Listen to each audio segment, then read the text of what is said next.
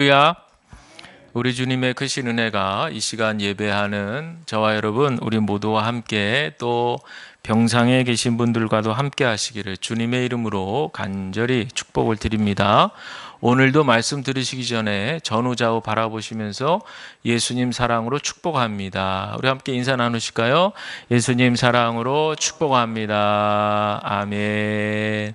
감사합니다. 오늘은 교회력으로 성령 강림절입니다. 성령 강림절은 부활절 후 7번째 주일이 되는 날이 성령 강림절이죠. 금년에는 4월 20일이 부활주일이었기 때문에 이렇게 6월 둘째 주일을 성령 강림절로 맞이하게 됐습니다. 원래는 대개는 이제 부활절이 4월 이제 초중순 그 안에 이루어지기 때문에 보통은 이제 5월 말경에 성령 강림절이었는데 올해는 조금 한 2주 정도 늦춰지면서 마침 6월 둘째 주일이 우리 개신교회가 지키는 환경 선교주일 하고 이렇게 중첩이 되게 되었어요.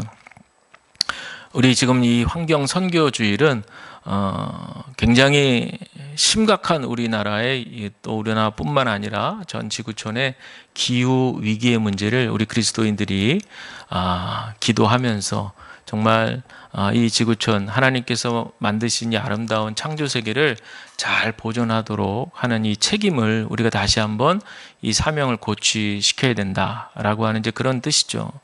예전에는 이 환경 선교에 대해서 환경자 붙이면은 뭐 진보적인 그런 분들만 이렇게 얘기하는 것처럼 그렇게 여겨졌지만 지금은 진보든 보수든 그런 게 하등 소용이 없어요. 하등 소용이 없고 전 지구촌에 지금 심각한 문제죠. 날씨도 점점 여름엔 뜨거워지고 겨울엔 또 엄청 춥고 말이죠. 또 곳곳에서 홍수와 지진 뭐 이런 자연재해들이 뭐 끝이 없이 일어나고 있고 산불 뭐 우리나라도 얼마 전까지 산불이 일어나고 말이죠. 이런저런 일들로 인해서 정말 우리 이 땅의 온 교회들이 탄소 중립을 위해서 여러 가지로 실천적인 노력을 해야 되지 않겠느냐. 그래야만 우리의 자녀 손들에게 아름다운 하나님의 이 창조의 세계를 물려줄 수 있다. 이것이 바로 우리 그리스도인들의 책임이 되어야 될 줄로 믿습니다. 그런데 어쨌든 오늘 이 성령 강림절하고 환경 선교절이 겹쳐가지고 제가 이제 어떻게 할까 고민하다가 일단은 교회력에 따라서 성령 강림절 말씀을 좀 드려야겠다 생각이 들었습니다. 물론 우리 교회가 매년 이 6월 둘째 주일 환경 선교주일 지키기 때문에 제가 늘 환경에 관한 말씀도 드리고 또 우리가 3년 전에는 탄소 중립 선언을 우리가 또 하기도 했지만 또 요거는 기회가 되는 대로 또 다시 한번 말씀을 드리고 오늘은 1년에 한 번 또 우리가 성령 강림절 맞아서 우리가 성령에 대해서 또 함께 말씀을 나누고 또 마음의 다짐을 하고 우리 성령님과 동행하는 그런 삶에 대한 사모하는 그런 믿음이 생길 수 있게 되기를 바라는 마음으로 오늘 이 시간에 함께 말씀을 좀 나누려고 합니다. 먼저 이 성령은 우리 아시는 대로 성부, 성자, 성령 삼위일체의 또 다른 하나님의 이름이시죠. 그래서 우리가 성령을 받는다 이렇게 할 때에는 주의 영을 받는다, 주님의 영을 받는다 이렇게 말씀드릴 수 있습니다. 따라서 여기서 중요한 포인트는 성령을 공급하시는 주체가 누구냐? 바로 하나님이시죠. 그리고 우리는 그 성령을 받는 입장이 된다라는 겁니다. 자, 그런데 성령 하면 여러분께서는 어떤 이미지가 떠오르시는지요? 저는 어렸을 때 부흥에 이렇게 참석해 보면 강사 목사님이 오늘 이 밤에 성령 꼭 받아야 된다 그러면서 얼마나 소리를 고래고래 지르시는지. 그리고 어떤 때는 막 기도하는데 와서 그냥 어깨와 등짝을 그냥 팍 때리시는 거죠. 이건 이제 전문 용어로 안찰 뭐 이렇게도 얘기하는데 막 그냥 그렇게 해야만 성령을 받는 줄로 어렸을 때는 그렇게 생각을 했었어요. 그러나 저는 성경적으로 볼 때 성령을 받는다라고 했을 때는 무엇보다도 이 하나님의 말씀이 믿어지는 것이다. 저는 그렇게 생각을 합니다. 대표적으로 우리 예수 그리스도의 십자가와 부활이 믿어지게 되는 것이죠. 예수님께서 그 골고다 험한 언덕 오르시고 십자가의 피를 흘리신 것이 모두를 위해서 모두가 좋게 하려고 그런 것뿐만 아니라 바로 죄인된 나를 위해서, 이것이 믿어지는 거죠. 전에는 넓게만 보고 온 인류를 위해서 아주 그냥 좋은 말들 갖다 붙여가지고 말이죠. 온 세상을 위해서 이렇게 얘기했다면 예수 그리스도의 구원의 십자가 은혜가 경험이 되면, 믿어지게 되면 그것이 나의 사건이 된다라고 하는 그런 얘기입니다. 그래서 제 경우에는 이 진리가 어느 날 갑자기 맥락 없이 믿어지는 것이 아니라 그 이전에 먼저 성경의 말씀들이 어느 날 제 안에 하나씩 둘씩 들어와서 역사하는 경험을 하게 될 때, 그때 어느 날 성령께서는 우리 안에 또 저의 안에 예수 그리스도의 십자가 은혜를 강하게 그렇게 믿을 수 있도록 사전 정지 작업을 다 하시는 거예요. 그게 참 하나님의 계획이 신비합니다. 그래서 말씀이 제 안에 들어와서 이것이 살아 역사한다고 하잖아요. 말씀이, 하나님 말씀은 이제 옛날 성경에 보면 운동력이 있다, 지금은 이제 활력이 있다 이렇게 표현하는데, 어쨌든 하나님 말씀이 들어오는데 그냥 머릿속으로 들어왔다가 듣고 그냥 쑥 지나가 빠지는 것이 아니라 그 말씀이 생명이 돼서 제 가슴 속으로 또 여러분의 안으로 심령 깊은 곳에서 막 움직이시면서 역사하기 시작하는 거예요. 그러면 나의 기존에 가지고 있던 생각들하고 하나님의 말씀 가운데서 부딪히는 일들이 막 벌어지는 거죠. 난 이렇게 생각하는데 하나님은 이것이 하나님의 뜻이라고 하네? 그럼 그 가운데서 막 고민하고 갈등하는 것 자체가 성령께서 일하고 계시다는 증거인 거예요. 아무 고민 없이, 아무 갈등 없이, 아무런 생각 없이 그렇게 수십 년을 교회를 다니는 것은 성령께서 역사하신다는 것을 잘 모르는 거예요. 그러나 여러분, 하나님의 말씀이 일단 우리에게 선포되고 우리의 인격 안으로 스며들고 들어오면 우리 안에서 하나님은 계속해서 일하시기 때문에, 무시로 성령께서 우리 안에서 일하시기 때문에 그 가운데서 우리는 이 말씀이 그냥 활자로 기록된 그런 문자가 아니라 살아계신 하나님의 말씀이다라고 하는 것을 깨닫게 됩니다. 그래서 저 또한 이제 그리스도의 십자가 체험을 이렇게 하면서 예수님이 정말 우리 안에 살아계시는구나, 이제 그런 걸 경험하잖아요. 그런데 중요한 건 뭐냐? 이 부활의 문제예요. 부활의 문제. 여러분들은 이 부활 신앙을 어떻게 정리가 되셨는지 모르겠는데, 옛날에는 지금보다 더 젊고 어렸을 때는 좀처럼 믿어지지가 않는 거예요. 아니, 사람이 상식적으로 생각을 해봐. 사람이 어떻게 죽었다가 다시 살아날 수 있겠나? 이게 좀처럼 믿어지지가 않는 거예요. 그런데 이제 성경을 계속 읽고 보는 가운데 또 초대교회의 역사, 기독교의 이제 살아있는 역사를 이렇게 공부하게 되면서 깨닫게 되는 것이, 아니, 예수님께서 다시 살아나셔서 11제자죠. 11제자에게 나타나시고, 그리고 또 주변 사람들 500여 형제 많은 사람들한테 그 예수님께서 다시 살아난 모습, 이 모습들이 보여지니까 그 사람들이 글쎄 많은 사람들에게 또 복음을 전하면서 예수 부활을 증언했는데, 중요한 거는 그 당시가 로마라고 하는 박해와 핍박의 상황이었잖아요. 그러니 만약에 예수 부활을 정하면 자기의 목숨은 그냥 댕가당 날아가고 사자굴에 들어갈 수 있고, 그런 상황이었는데도 불구하고 그분들은 아무런 두려움 없이 어떻게 그렇게 자기네들 목숨이 10개, 20개 되는 것도 아니고 딱 하나일 텐데, 이런 기록들이 2000년 교회 역사 또 세계사의 역사 가운데 버젓이 기록되어 있고 증언이 되고 있거든요. 그리고 그 이후로 초대교회 교회가 세워진 이후로 오순절 마가의 다락방에서 성령 받고, 그렇게 해서 교회가 세워지고 예수 부활을 증언하면서 복음이 전해지면서 교회가 시작된 거잖아요. 그러면서 지금 2000년의 시간이 흘렀는데 온 지구촌 전 세계 곳곳에 십자가를 올리고 예수님의 부활을 증언한 이 교회들이 지금까지도 소멸되지 않고 더 세워지면 세워졌지. 이 어려운 때 개척하는 교회들이 또 세워지고 말이죠. 도대체 이거는 어떻게 설명을 해야 되느냐? 만약에 예수 부활이 거짓이라면 지금 이렇게 말씀을 전한 저부터 목사들은 다 거짓이죠. 다 사기꾼이야. 다 사기꾼. 그리고 이 땅의 온 교회들은 다 사기꾼이죠. 그런데 성경이 증언하고 있고 그 이후에 역사가 증언하고 있고 지금도 많은 분들의 입술을 통해서 증언되는 것은 바로 죽음의 권세를 이기시고 예수님께서 부활하셨다는 거예요.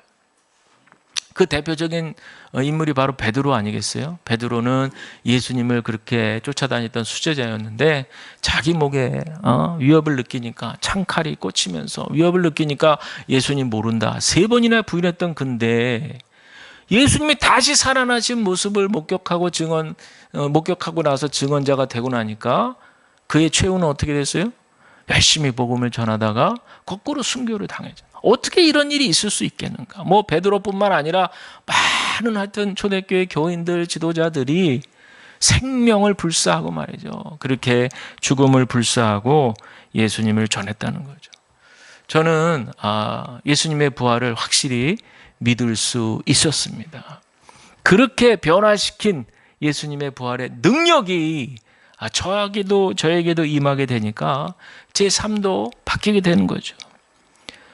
구체적으로 말씀드리면 저의 생각과 가치관이 바뀌는 거죠. 예수님이 제 안에 들어오니까 하나님, 예수님이 기뻐하시는 삶을 살려고 애를 쓰게 되고 고민하게 되고 어떻게 하면 예수님이 기뻐하시는 길을 가게 될까?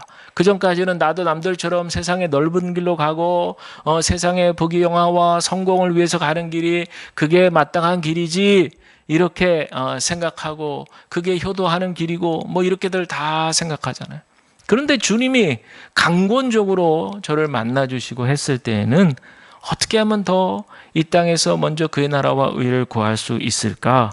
그리고 결국에 주님께서 이끌어 가시는 길이 가장 만족한 길이고 가장 행복한 길이다라는 것을 깨닫게 되고 그러니 예수 부활을 증언하고 또 예수님이 인도하시는 길을 걷게 되는 것입니다.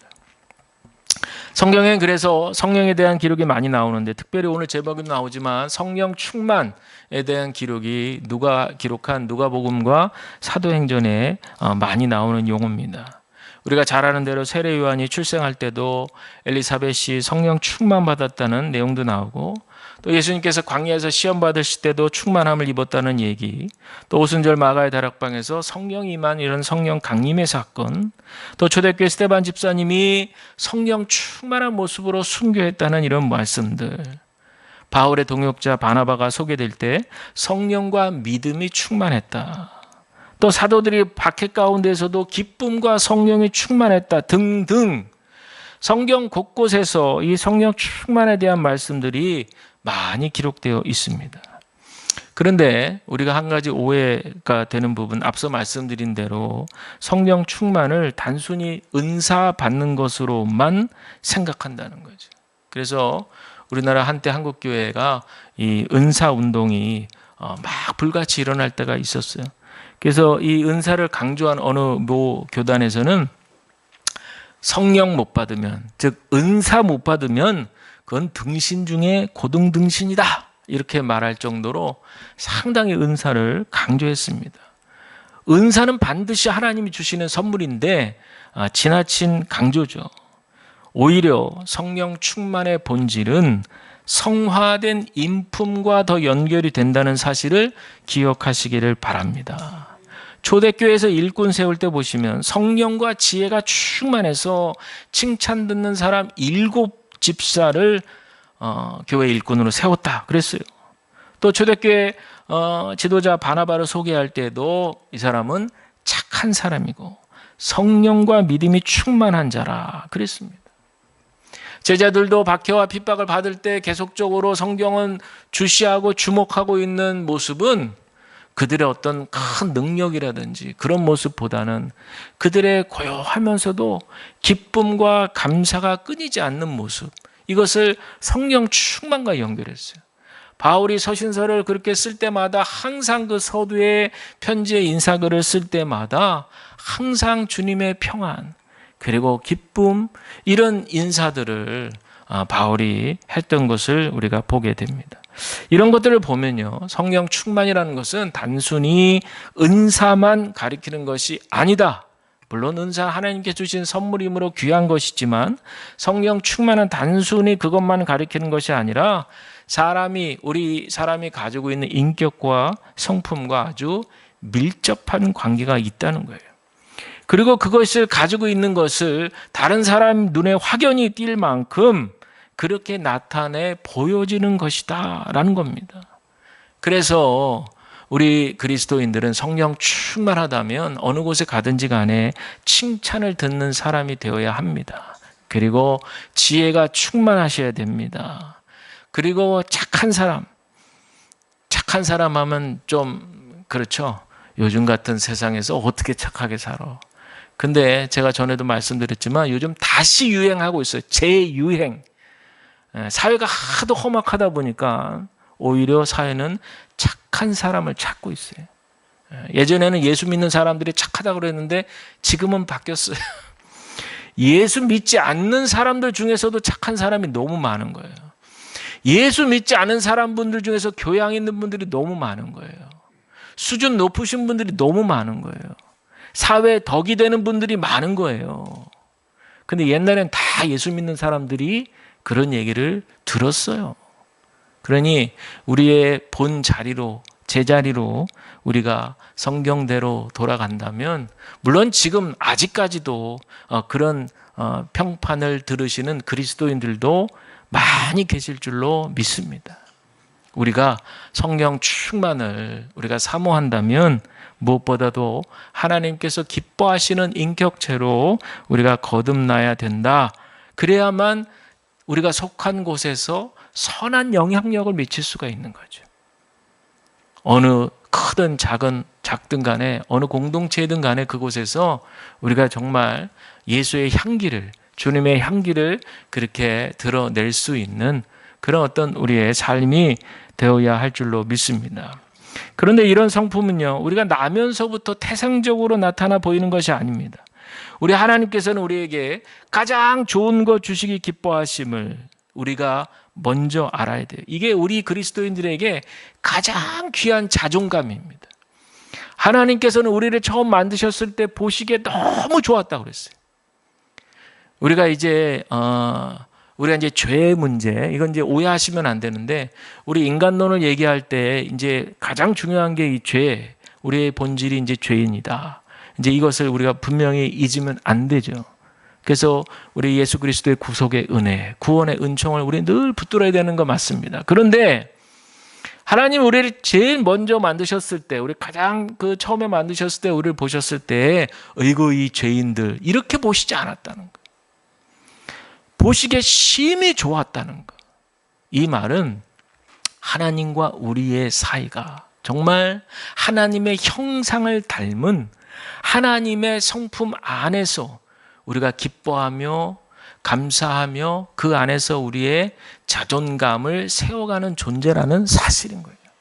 그런데 죄로 인해서 우리가 죄가 들어왔기 때문에 우리가 우리의 그 어떤 기준이 흔들려 버린 거고, 하나님을 향했던 기준이 세상으로, 유혹으로 그렇게 빠지다 보니까 하나님과의 관계도 단절되고 끊어질 뿐만 아니라 어지러워지게 된 거죠.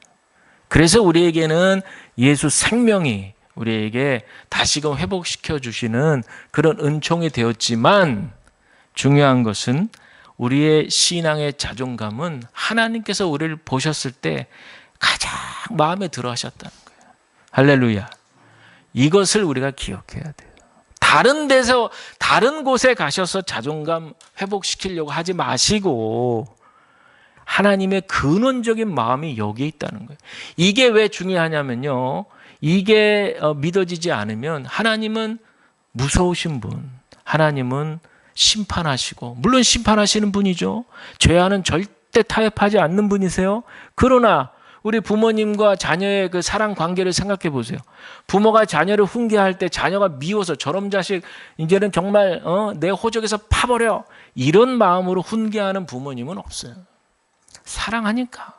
사랑하고 아끼니까. 그러니까 더 잘되게 하려고 뭔가 좀 실수하는 부분이 있은 걸 고쳐주는 거잖아요. 마찬가지죠. 하나님의 우리를 향하신 근원적인 마음을 아셔야 되는데 그것은 바로 우리를 지극히 사랑하신다. 우리가 그 안에서 우리의 영적 자존감을 세우시기를 주의 이름으로 간절히 축복을 드립니다. 저는 지난 10년 동안 이곳에서 하나님의 부르심 받아 목회하는 중에 참 여러 가지 경험을 많이 했어요. 그러면서 하나님께서 저에게 무엇을 주시려고 이곳에서 여러 경험을 하게 했나 봤더니 바로 간절함이라고 하는 거예요. 갑자기 교회 건축을 하게 되었고 이후에 코로나 맞으면서 겪게 되는 여러 가지 경제적 어려움 속에서 하나님께 그야말로 눈물 콧물을 다 쏟으면서 드렸던 그 기도들, 이곳 저곳에서 흐흐거리며 기도했던 그 모든 기도들이 지나간 세월 동안의 주마등처럼 탁 지나가는 거예요. 정말 하나님께서 저에게 원하셨던 것, 우리에게 원하셨던 것은 바로 간절함이죠. 간절함. 저 하나님 없이도 살아갈 수 있어요가 아니라 하나님만이 내 생명의 주인이십니다. 하나님 없으면 저는 한 걸음도 나아갈 수 없어요. 이런 어떤 간절한 신앙의 고백, 이것을 제 입술을 터해서 나오게 하시려고 하나님께서는 지나간 세월 동안에 이곳에서 많은 경험들을 하게 하셨다는 거예요. 여러분, 우리가 크든 작든 우리가 이제 다 교육을 받고 훈련을 받고 경험을 쌓고 하면 우리가 하는 일들 다 우리 힘으로 알아서 착착착 잘 할 수 있잖아요. 그리고 우리 어린 학생들도 그렇게 어른이 돼서 착착착 내 인생을 그렇게 만들어 가려고 지금 준비하는 거잖아요. 그렇지만 여러분, 그 작은 일, 내가 스스로 할 수 있는 일조차도 우리가 하나님을 의지하는 믿음으로 하는 것과 그렇지 않을 때에는 결과는 달라진다는 거죠. 바로 성령 충만의 시작이라고 하는 것은 여러분들, 작은 일 속에서 간절함을 가지고 하나님을 붙들 수 있겠느냐 없겠느냐. 이런 일은 제가 다 할 수 있으니까 하나님은 좀 빠져 계시고요, 제가 알아서 할게요가 아니라 정말 작고 사소하고 별 일 없는 일까지도 하나님의 도움이 필요합니다. 제가 이 일을 해내지만 해낼 수 있는 힘을 주시옵소서. 여러분, 이렇게 내 안에서 지금 살아계시는 주님을 의식하며 살아가는 것이 바로 성령 충만의 시작이라는 사실을 여러분 기억하시기를 바랍니다. 그러니 우리가 예수를 그리스도라 믿었을 때 주님이 우리 안에 와 계셔서 성령의 이름으로, 주의 영의 이름으로 살아계시는데 우리가 그것을 인식하지 못하는 것 자체가 불행이에요. 누군가 여러분들, 만약에 여러분 집에 와서 한 몇 달 좀 같이 살아야겠다 이렇게 한다고 생각해 보세요. 얼마나 신경이 쓰이시겠어요. 그죠? 옷도 막 함부로 못 입고 제대로 갖춰 입어야 되고, 또 말이라든지 행동도 조심스러워지고 말이죠. 막 화낼 일이 있어도 막 참게 되고 말이죠. 이런 게 다 의식이 돼서 그런 거 아니겠어요? 근데 여러분들, 내 마음에 우리가 예수를 그리스도라 믿었을 때 성령의 이름으로 우리 안에 와 계신다고 했는데, 우리가 그것을 이제 의식하기 시작하면 여러 가지로 불편할 수 있지만 신경이 쓰이는 가운데 우리의 삶이 조종이 되는 거예요. 우리의 생각이 조종이 되는 겁니다. 옛날엔 그냥 내가 1번으로만 생각하고 그냥 살았어도 내 인생인데 무슨 상관이야 하면서 살았다면, 주님이 내 안에 와 계시다는 게 느껴지면서 달라지는 나의 생각은 주님과 좀 더 깊이 사랑하고 싶다. 여러분, 우리 사람과의 관계도 좋은 관계, 정말 서로 정말 아끼고 사랑하는 관계가 되면 어떻게 됩니까? 내가 상대를 위해서 좀 어떻게 더 잘할 수 없을까? 상대를 좀 어떻게 더 기쁘게 해줄 수 없을까? 이런 마음이 자연스럽게 들잖아요. 마찬가지예요. 우리가 예수님을 사랑하고 예수님의 은혜 너무 감사하고, 그래서 예수님이 내 안에 계신 게 믿어지고 확신이 들면 나도 좀 어떻게 주님께 기쁨이 될 수 없을까? 이런 작은 갈망에서 성령 충만은 시작하는 거예요. 뭐 대단한 능력이나 막 은사 뭐 이런 그냥 이런 것들 구하는 것도 성령 충만일 수 있지만 여러분들, 그거보다 더 근원적인 것은 예수님 그 자체가 우리 안에 와 계심을 믿어지게 되는 것이 바로 시작이라는 거죠.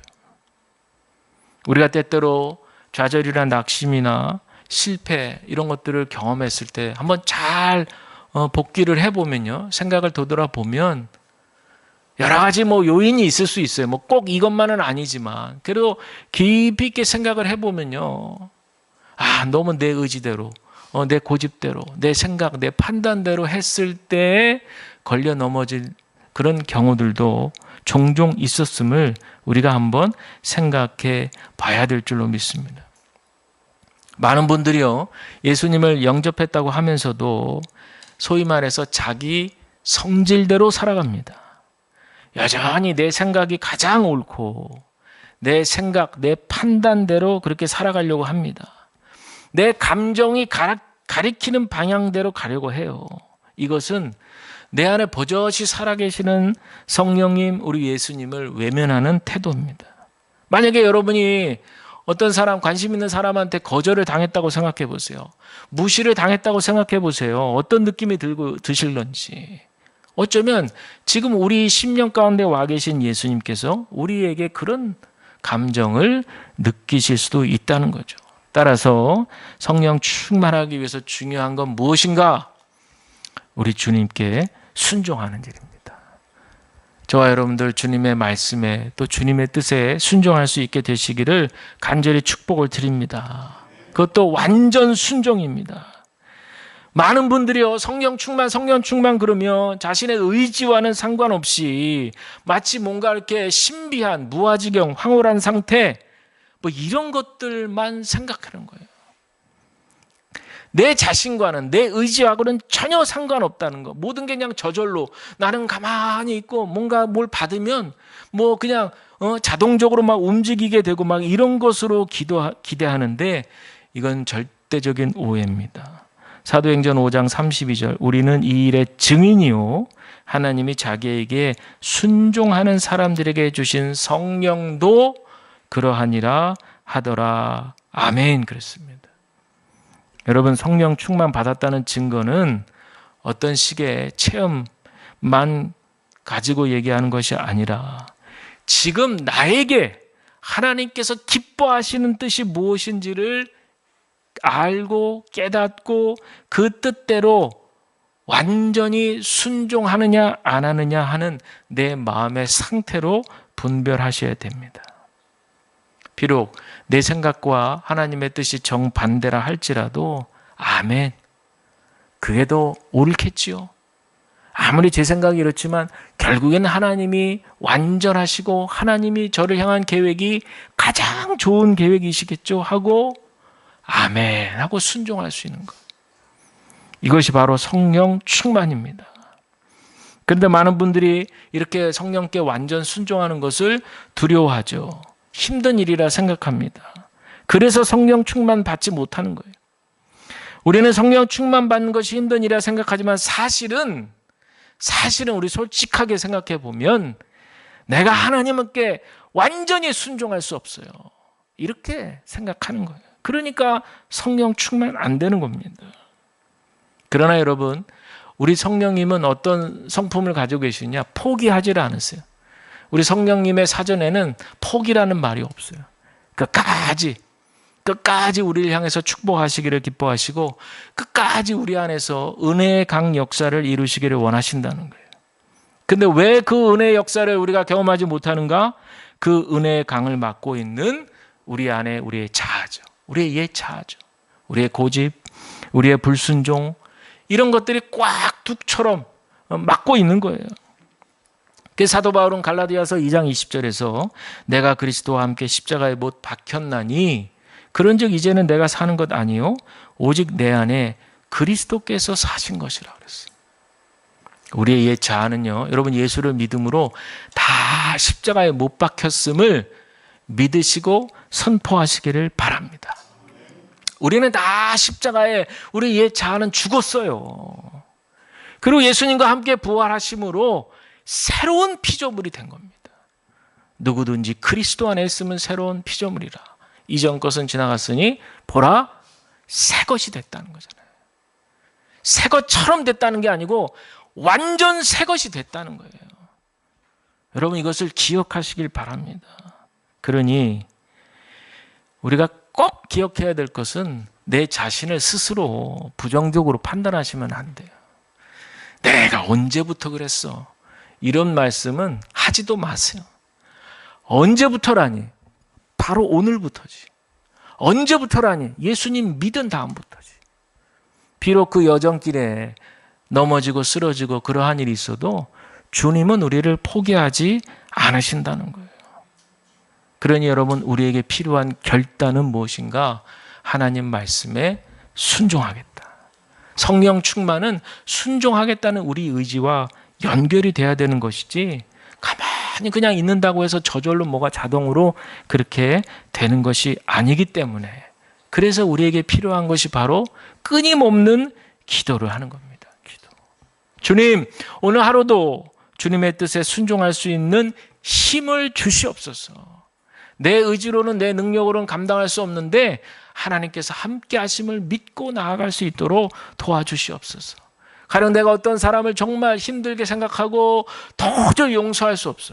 도저히 사랑할 수 없는 그 사람이라 할지라도 우리가 하나님 앞에 나아갔을 때는 하나님 도저히 용서할 수 없습니다. 도저히 사랑할 수 없지만 하나님께서 나에게 용서할 수 있는 힘도 주시고 사랑할 수 있는 힘도 허락하여 주시옵소서. 왜요? 그게 하나님의 뜻인 것을 분명히 알기 때문에 그런 거죠. 그러니까 우리가요 생각을 조정하는 거예요. 그 하나님의 뜻에 가는 것이 가장 축복된 길인 것을 믿고 나는 지금 안 되지만 내 생각과 내 힘으로는 안 되지만 하나님께 구하면서 점점 그 길로 걸어가는 겁니다. 바라기는 우리 예수님을 생각하십시오. 예수님도 무조건 하나님의 뜻이라면 다 예스 하신 분이 아니잖아요. 겟세마네 곤의 그 기도에서 나타납니다. 이르시되 아버지여 만일 아버지의 뜻이거든 이 잔을 내게서 옮겨달라고 그랬어요. 그러나 내 원대로 마시옵고 아버지의 원대로 되게 해달라고 그랬어요. 저는 이 기도문이 너무 인간적이면서도 너무 믿음이 가요. 우리의 마음과 어쩌면 이렇게 똑같은지. 그래서 어떤 분들은 요 앞부분만 잘라가지고 요것만 계속 얘기하시는 분이 있어요. 이거 봐, 예수님도 내 원대로 마시옵고 아버지 원대로 되기를 원한다고 그랬잖아. 이 잔을 옮기길 원하셨잖아. 그런 얘기를 하는 거예요. 그러나 결론은 아버지의 뜻대로 가게 하셨다는 그런 기도를 드렸다. 그러니까 여러분 고민이 없을 수가 없어요. 갈등이 없을 수가 없어요. 그런 거 있는 것이 정상입니다. 어떤 성도가 전도하고 싶어가지고 성령 충만을 구했는데 성령 충만이 임하지 않는다는 거예요. 그래서 목사님한테 고민을 얘기했어요. 근데 목사님이 가만히 관찰해 보니까 이분이 성령 충만을 위해서는 엄청나게 열심히 기도하는데 막상 전도를 위해서 기도하는데 전도 현장은 안 나가. 그러니 성령 충만해지기만을 구하기만 하고 순종은 안 한다는 거예요. 그러니 하나님 보실 때 제 기도가 도대체 진실한 거야? 아니야. 이렇게 생각하실 수 있지 않겠냐는 거죠. 사랑하는 성도 여러분, 우리 하나님께서 인도하시는 길이 가장 행복한 길임을 믿으시길 바랍니다. 우리는 이 땅에서 그 길을 따라 걸어가는 믿음의 순례자들이에요.